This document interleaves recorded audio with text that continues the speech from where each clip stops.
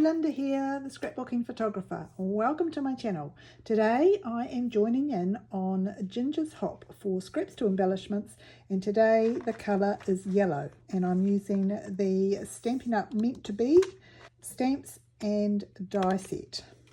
So in the die set with the Meant to Be, there is this beautiful set of hexagons, and I thought we might use the two smallest ones to create the base of our embellishment. So because they nest, I'm thinking if I make the background out of the inside of here, I can then frame it with the frame from this one. I'll end up with some hexagons left over, but that's okay. At least it will look the way I want it. But for the base, which is going to be the biggest one of these, right? For the base, I want it to have some stenciling on with this beehive looking stencil from Close to My Heart. So that's what I'm going to do first. And I think we'll use the lighter colour at the back and put the darker ink on it. So I don't need that until I'm ready to cut out. So I'm just going to use the ink and a blending brush, and holding the stencil in place. Now, Ginger's Hops are for swaps for these embellishments that we make from scraps. As I'm in New Zealand, there's not a lot of swapping that happens, mainly because there aren't any other New Zealanders in the hop. So postage becomes a little bit prohibitive when you're sending it overseas. Even to Australia, it's quite expensive, which is a shame. But I'll make these for me, and if you'd like to copy them for your swaps, then that would be great. So I'll make 4. So I'll just do the same again on this bit. This is the Sundance ink from Close to My Heart, which will be the same colour as the cardstock that we use to frame the hexagon in. So this is just preparing the base hexagon. I'll just do a couple of others here so that we've got the best coverage. It doesn't really matter if I have stenciled cardstock left over, but I will try and line it up. I always keep scraps, as you know, so the scraps that I don't even use in the Scraps to Embellishment hop get used on other things. Eventually, of course, I have to throw things out. And I had a great tip from Brianna on My Life in Paper last week, where she keeps a punch on her desk to punch out things out of her leftovers. And if it's too small for the punch to fit, then that's what decides it goes in the bin. I thought that was a great idea, so I might try doing that. Anyway, we've just about got enough here for our 4 hexagons. So using the bigger hexagon, I'm going to cut 1, 2, 3, 4 out on my die cut machine. And there we have our 4 base pages. Now, as you can see, it cuts out the frame as well. So we don't need this frame, but we're going to use the inside as our base. So all of these other bits can go in my supply box, and we'll come in with the smaller die and our Sundance scraps and make 4 of these. Okay, so like the other one, it has cut out the frame and the base, and this time we don't need the bases, we'll just keep the frame. And we'll put them on top of what we've already done, and it will just outline that a little bit like so.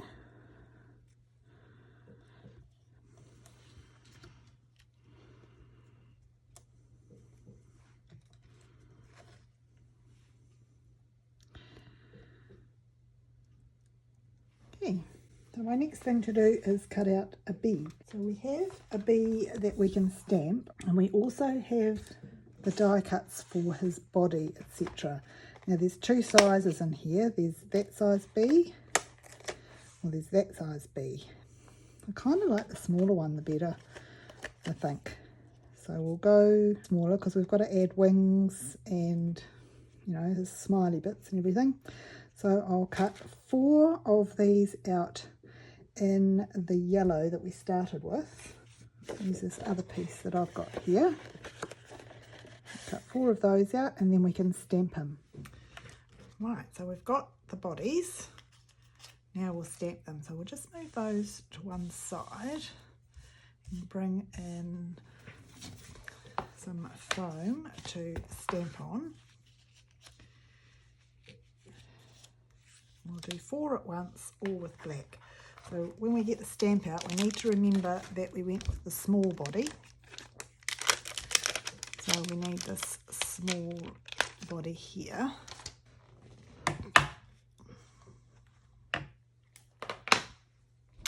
So you can see he's got a little sting in his tail. I'll try and line it up so that it looks about right. It's quite glary with the light on. It's quite dark here today. I think the weather's on the turn. I'll just pop him down like so. And do all 4 the same. It'll be interesting to see what other people come up with for this hop about yellow using scraps to embellishment. Oh, he's a bit wonky. So the beauty is we can turn him over. He will be a different colour, but that's okay. Try and get him right this time or I'll have to cut another one.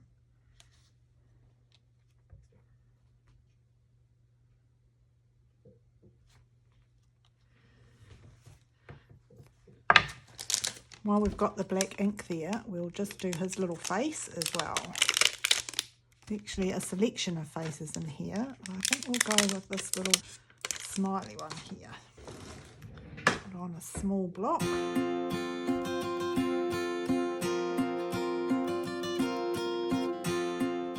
Also in here we have some wings. So again using the small wings and some little feelers.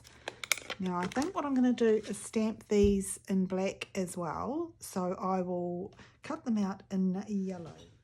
Right, so I have cut them all out and I still haven't decided which colour is the best, so I'm going to stamp them all, and as we know sometimes when you stamp things it doesn't really work or it might go a bit funny, so then I can pick the best and mix and match.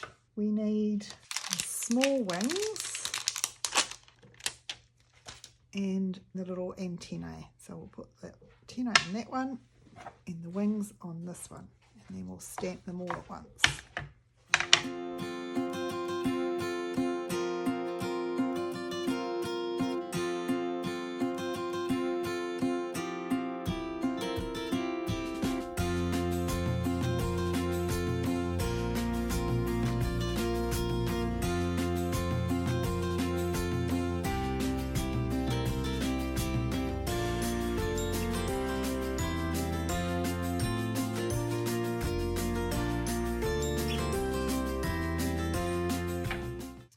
So then building these together, we've got the wings to go on.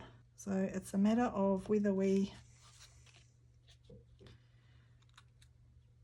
do the light yellow or the dark yellow. No, I think light. I think we'll keep it all light. Yep, we'll do light, and then we can pop his little antennae on as well. Okay, but before I start that, I'm just going to go around the outside of the bee's body with my dauber and a little bit of black ink, just to highlight him a little bit more against the yellow background. And then I'll have those extra wings left over for next time. I hope you get a chance to see everybody else's video in this hop. It's a year-long hop, so there's all sorts of things in the Scraps to Embellishments hop on Ginger's Corner. So a wealth of inspiration. Okay, so let's start sticking. So this one is a little narrow. So if we use our tape in different spots, we can get enough on here, and using it on this mat means that it doesn't stick anywhere else, and then you can just get rid of it off the mat. So that's really handy. And then we'll pop this so that it's even all the way around. And then the bee I'm going to pop up on a couple of little dimensionals just to give it a little bit of depth. And it will also give us somewhere to pop the wings and the antennae in behind if we want to. So let's have a look and see what that looks like. I just want him coming off the side here, and some wings without putting the wings on dimensionals. We'll just tuck them underneath.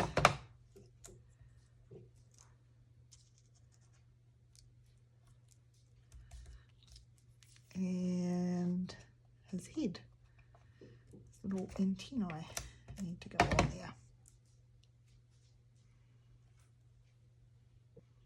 They need to go underneath like that. But I'll go ahead and stick the rest together.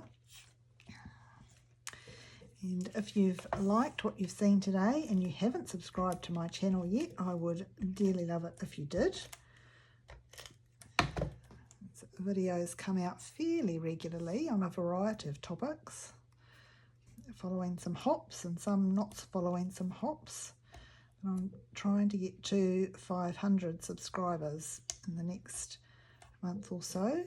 So I'd love it if you'd join me on this rather exciting journey. Now when you get, sometimes the sticky gets a little bit ball, so you can rub it off with your fingers, tidy it up a bit.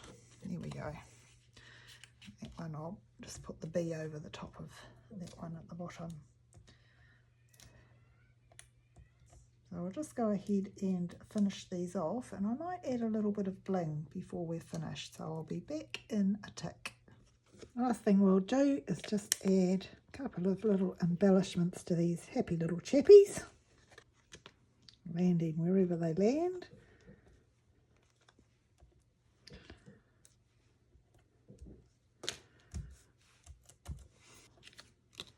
Here we are, there's my contribution to a Mellow Yellow.